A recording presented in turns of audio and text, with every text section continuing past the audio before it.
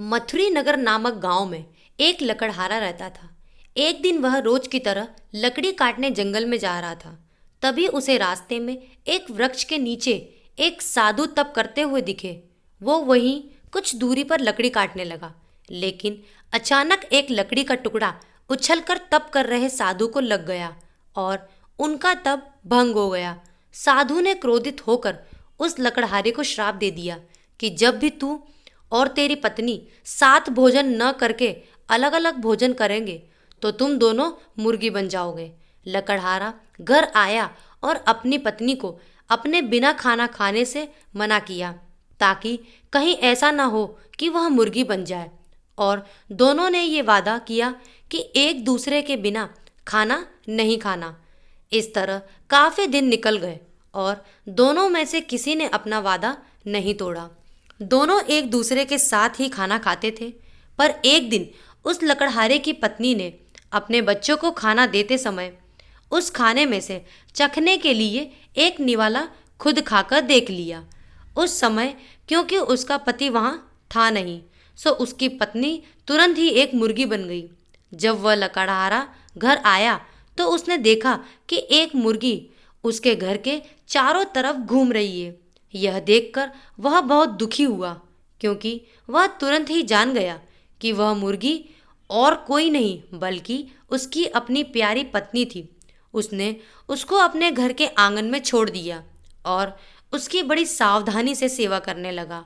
कुछ साल बाद उसने दूसरी शादी कर ली, पर उसकी दूसरी पत्नी उसकी पहली पत्नी के बच्चों के साथ बिल्कुल भी अच्छा व्यवहार नहीं करती थी, जो कि एक बेटा और एक बेटी थी।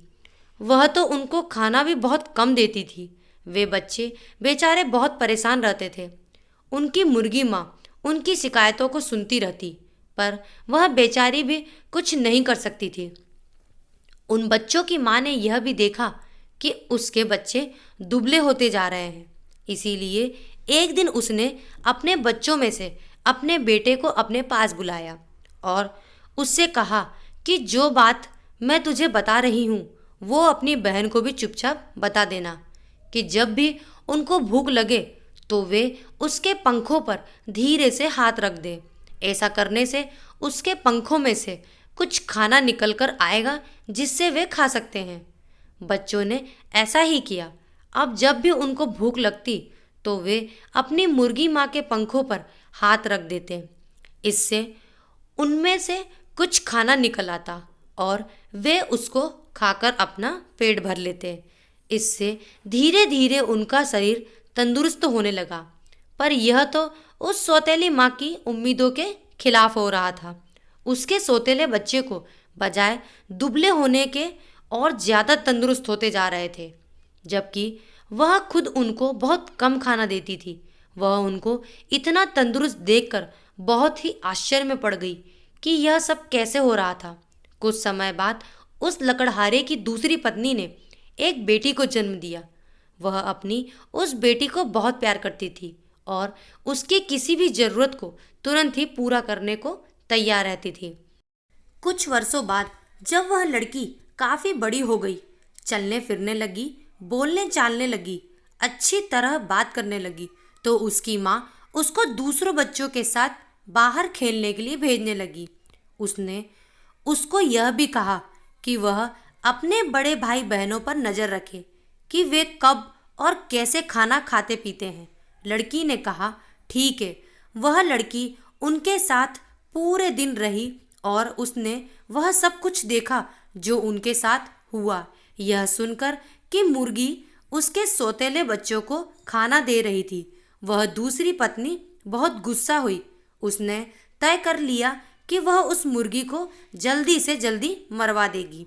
एक दिन उसने बहाना किया कि वह बहुत बीमार है और अपने इलाज के लिए एक वैद्य को बुलवाया।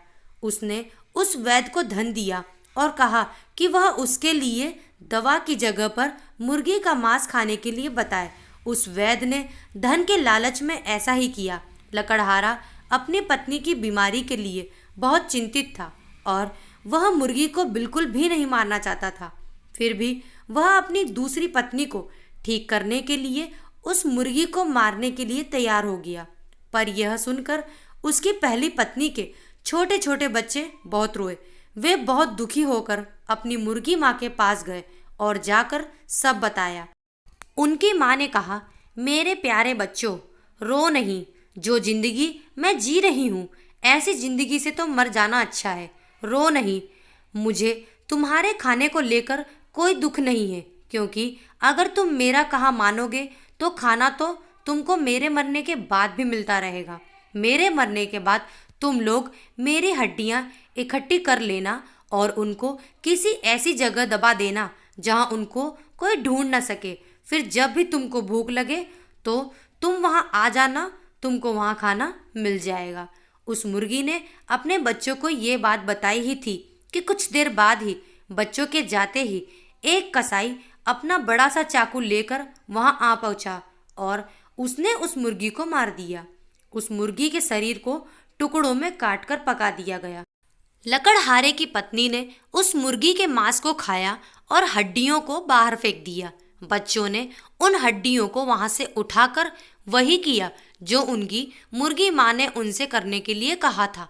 उन्होंने उसकी हड्डियां एक ऐसी जगह दबा दी जहां उन्हें कोई ढूंढ नहीं सकता था। जब उनको खाने की जरूरत होती तो वे वहां जाते और उन हड्डियों से खाना मांग लेते और उनको खाना मिल जाता। अब उनको फिर से खाना रोज और खूब मिल रहा था। अब वे भूखे भी नहीं रहते थे। उनका शरीर फिर से तंदुरुस्त होता जा रहा था। उस मुर्गी के मर जाने के कुछ समय बाद लकड़हारे की पहली पत्नी की बेटी गांव की नदी में नहाने गई थी कि अचानक वो पानी में बह गई और बहुत दूर तक निकल गई। वहां घूम रहे कुछ सैनिकों ने उसे बचाया और नदी के बाहर निकालकर राजा के पास ले जाया गया। राजा ने जब उस लड़की को देखा तो उसकी सुंदरता का कायल हो गया और फिर राजा ने उस लड़की से शादी कर ली और लड़की के कहने पर उसके भाई को भी वहीं बुलवा लिया। इस तरह उन दोनों भाई बहनों की जिंदगी बदल गई और सौतेली माँ से उन्हें छुटकारा मिला। लड़की के कहने पर राजा ने उनके लकड़हारे पिता व उनकी सौतेली माँ को भी खूब सारा धन दिया, जिससे उनकी जिंदगी भी खुशहाल हो गई। तो दोस्तों, कहानी आपको कैसी लगी हो कमेंट बॉक्स में ज़रूर बताएं और लाइक करें, शेयर करें और सब्सक्राइब करना ना भूलें। Thank you.